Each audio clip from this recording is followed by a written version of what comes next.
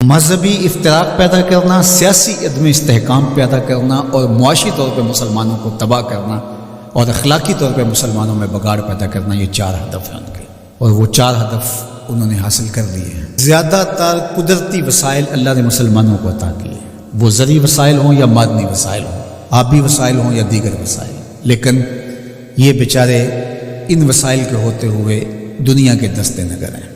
دوسرا، اللہ نے ان کو جمعیت اور قوت جو عطا کی ہے، لیکن 73 گروہوں میں بانٹ کر کے ان کو کس طرح سے ایک دوسرے کے ساتھ مخالف کھڑا کر دیا گیا ہے۔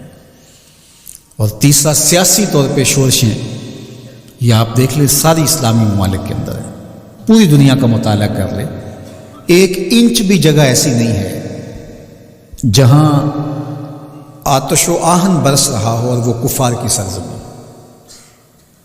ساری لڑائیاں مسلمانوں کے دیس میں لڑی جا رہی ہیں۔ اب یہ مسئلہ ہوا ہے یوکرائن کا، اور آپ دیکھنا کہ بہت جلدی یہ حل کر لیا جائے گا۔ کشمیر ہے 70 سال سے لٹک رہا ہے، فلسطین کا مسئلہ حل ہونے کا نام ہی نہیں لیتا۔ مشرقی تیمور چٹکیوں میں حل ہوا کہ نہیں ہوا؟ یہ تاریخ ہمارے سامنے ہے، ہمیں آنکھیں کھول کے جینا چاہیے، کیونکہ وہاں معاملہ اور تھا، جو خون بہہ رہا تھا وہ مسلمان کا خون نہیں تھا، وہ بھی ان مسائل سے ملتے جلتے مسائل تھے، لیکن چٹکیوں میں مسئلہ حل ہوا کہ نہ ہوا؟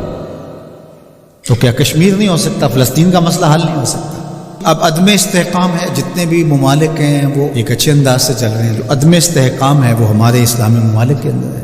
خانہ جنگیاں جتنی بھی دیکھ لیجئے وہ یہاں ہمارے ممالک کے اندر شروع کروائی جاتی ہیں، تو ہم اپنے نبی علیہ السلام کی تعلیمات کو فراموش کر گئے اور ہم اٹھتے ہی نہیں پا رہے، اور ہماری بڑی بڑی سلطنتیں جو ہیں، وہ اندلس کی سلطنت دیکھ لیجئے کس طرح تباہ و برباد کر دی گئی، سقوط بغداد ہوا، اسی طرح خلافت عثمانیہ کا سقوط ہے، سقوط دہلی ہوا، اور ہماری اس ریجن کے اندر دیکھ لیجئے یہ ایک سقوط کابل ہے، اسی طرح سقوط ڈھاکہ ہے۔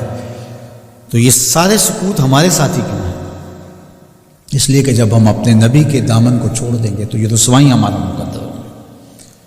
ہمیں ہمارے نصابوں میں یہ پڑھایا ہی نہیں گیا کہ جس طرح نماز تمہارے اوپر فرض ہے، باقی امور تمہارے اوپر فرض ہیں، امت سازی کا عمل بھی تمہارے اوپر فرض ہے۔ جس طرح حضور علیہ الصلوۃ والسلام کا نام عقیدت سے لیا جانا اور آقا کریم علیہ الصلوۃ والسلام کی محبت تمہارے اوپر فرض ہے، اور محبت کے تقاضے تمہارے اوپر لازم ہیں، تمہارے اوپر یہ بھی اسی طرح لازم ہے۔ تو اس وقت ہمارے ساتھ جو کچھ ہو رہا ہے اور جس سمت ہم سفر کر رہے ہیں اور جس طرف ہم جا رہے ہیں، تو اس وقت سب سے زیادہ ذمہ داری علماء کی ہے اس بات میں، باقی حکمرانوں کی ہے کہ وہ معاشی بحرانوں میں حکمران قوموں کو مبتلا نہ لے، چونکہ قوم جب معاشی بحران میں مبتلا ہو جاتی ہے تو پھر اس کے نظریے پیچھے چلے جاتے ہیں۔ دور موجود میں کہتے ہیں اس دور کا ایٹم بم معاش ہے، جو قوم معیشت کی تباہی کے دانے پہ آ جاتی ہے اس سے پھر جو مرضی آپ منوا لیں، اور آپ جانتے ہیں مسلم حکومتیں کیا کچھ نہیں مان لیتی ہیں، اور یہ حکمرانوں کی ذمہ داری تھی کہ وہ، لیکن ان کے پیٹ ہی نہیں بھرتے، ملک کو اس بے دردی سے لوٹا نہیں، نوچا ہے انہوں نے، لیکن ابھی تک ان کے پیٹ ہی نہیں بھرے اور نہ مستقبل میں کوئی بھرتے ہوئے دکھائی دیتے ہیں۔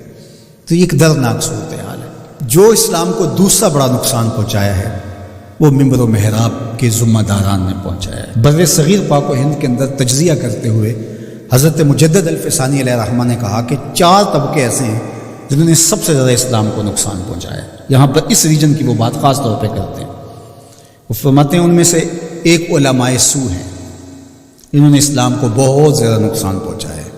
دوسرا صوفیاء خام ہیں، جو دین کے فہم سے ناآشنا صوفی ہیں، انہوں نے اسلام کو بہت نقصان پہنچایا ہے، چونکہ لوگوں کی وابستگی ہے ان کے ساتھ اور ان کے پاس کوئی منصوبہ ہی نہیں ہے۔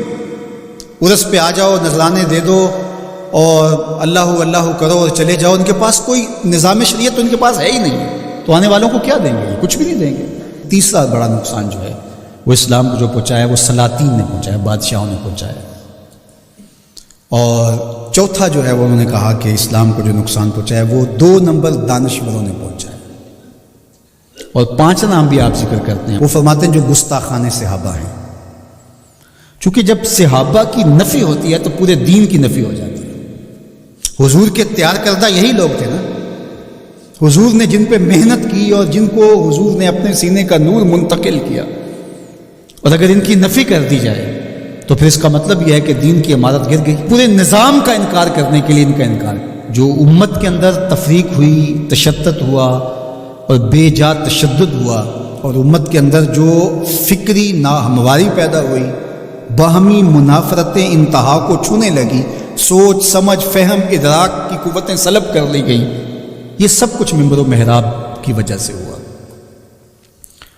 اور اس میں علماء حق یا علماء ربانی یا علماء راسخین جس کو قرآن نے کہا ہے وہ نہیں شامل، لیکن علماء سو جو ہیں سب سے زیادہ مسلمانوں کو اگر نقصان پہنچایا ہے علماء سو نے پہنچایا. اللہ ہمیں امت واحدہ کے نور سے مالا مال فرما، ایسی امت واحدہ جو تیرے محبوب کی سچی غلامی کا حق ادا کرنا جانتی ہو، ایسی امت واحدہ جو صحابہ کے در کی دہلیز کی نوکر ہو، جن کے رگ و ریشہ میں اہل بیت کا پیار محو نفوذ ہو، جو اولیاء امت کے طریق پہ گامزن ہو. اللہ ہمیں سچائیوں کی راہ پہ رکھے. وآخر